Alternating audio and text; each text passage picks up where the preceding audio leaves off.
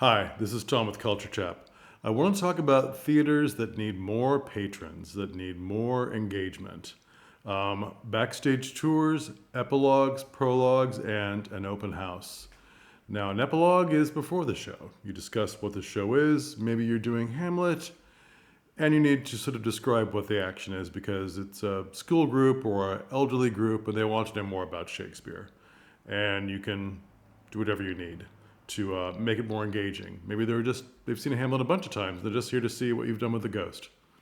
A lot of people have done that. They're Shakespeare nerds and they love it. Or an epilogue, that's a prologue. And the epilogue is an after show talk. Again, much of the same. What did you see? What did you like? That kind of thing. From these things, you can also get kind of a loose survey. How often has the theater done a survey where, well, a survey that they have in their hand that they just don't fill out correctly. They just want to get it out of the way.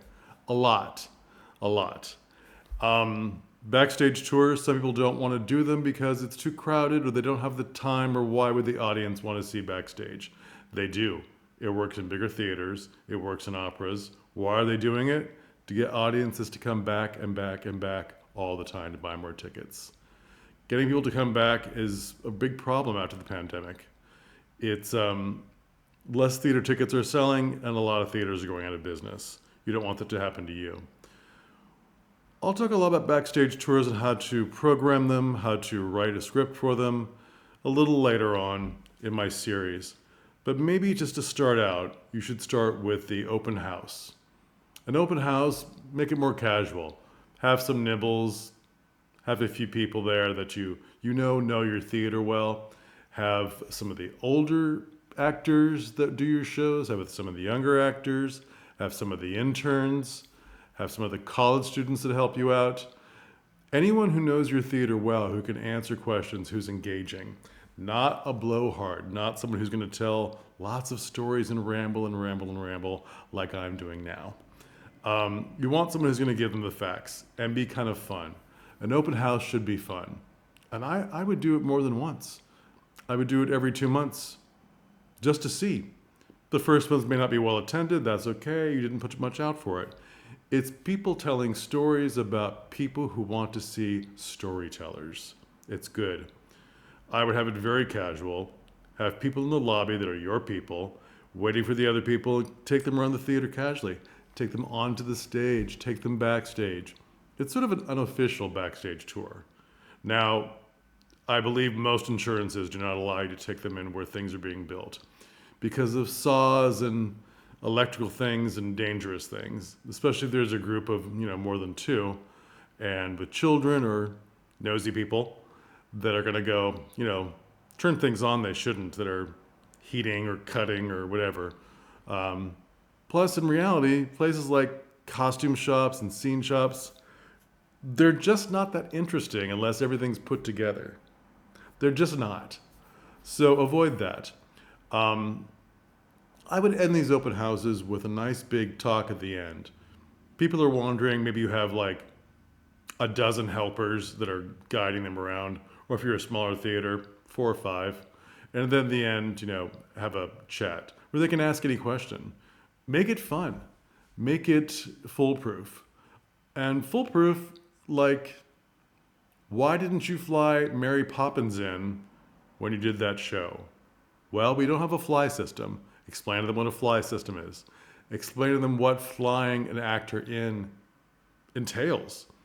Borrow a harness from a larger theater and have them put one on and show them what it feels like to be in a harness with a big hook in the back that's lifting you around a wire, and show them you don't have this apparatus to do it, how expensive it is.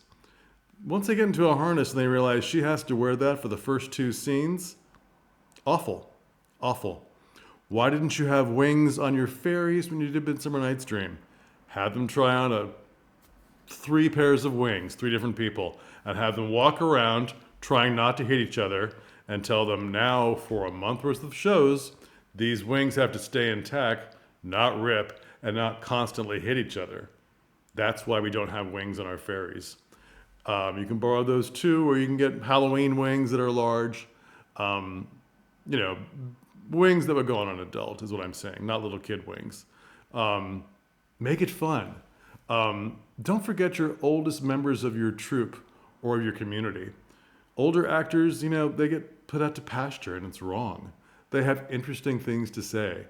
They have disaster stories to say that are fascinating, and the public loves that. What are we trying to do? More engagement. These people that come to your own open houses will come back to all your shows because they're interested. Now you think maybe they come to all my shows already. Tell them to bring a friend. We're doing an open house. Make an announcement before other shows. We're doing an open house. Bring a friend. We want more people. We want more patrons. We know why we're doing this, and so do they. You want more people to come to your theater and pay for tickets. All theaters should do this. It's not just for the big theaters that have fascinating backstages or multiple theaters like repertory companies where they have 3 stages, and that's a long backstage tour. Open houses for any size theater can be interesting. Also, it's a good excuse for you to get in front of some of the troublesome things that you're doing. Why did you cast this show that way? Why did you not? Here's a good for instance. I did Little Women the musical. I directed it. And more than a few questions were, why did you not cover this portion of the book? Well, I didn't write the musical. That's the number one thing. And it's a 600-page book, and we're only keeping you here for 90 minutes. There's no way to cover everything. Everything that is a play or a musical from a book is an adaptation. This is good to explain. You think this would be obvious to the public, but it's not to certain members of the public. And the more that you're generous and open and warm and explaining these things, we can't fly Mary Poppins because of this. We can't have wings at our ferry because of this. We can't do this because it's too expensive. We can't do this because it's too much of the book. We can't do this because it's copyrighted. Why can't you're doing an 80s musical, why can't you put in Madonna or NXS music? Well, it's copyrighted and we can't afford that. All these things that they don't really know about that we take for granted as theater makers. The more you explain to the public, the better. The more they know about the magic, even if you feel it's destroying some of the magic. Maybe you're doing a play with witches and you don't want to explain all the magic tricks. Okay, that's fine. Maybe you're doing a play with special effects for Hamlet's ghost. You don't want to explain that. You just want them to enjoy it. That's fine. If they ask that question, say it'll be a surprise.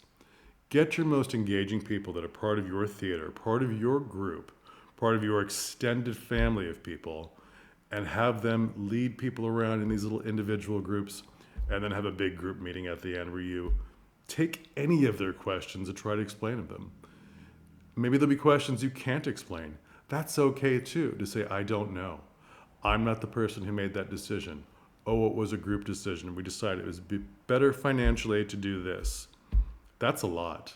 They don't often realize that you're still trying to make money to keep your theater open. That's very important. The more they know, the more they'll come back. Patrons are your friends.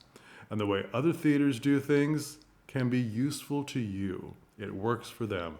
Just because they're a massive opera, some of the way they do things to engage people can work for any theater. And that's one of the things I want to do with this series about what other theaters do that can help you.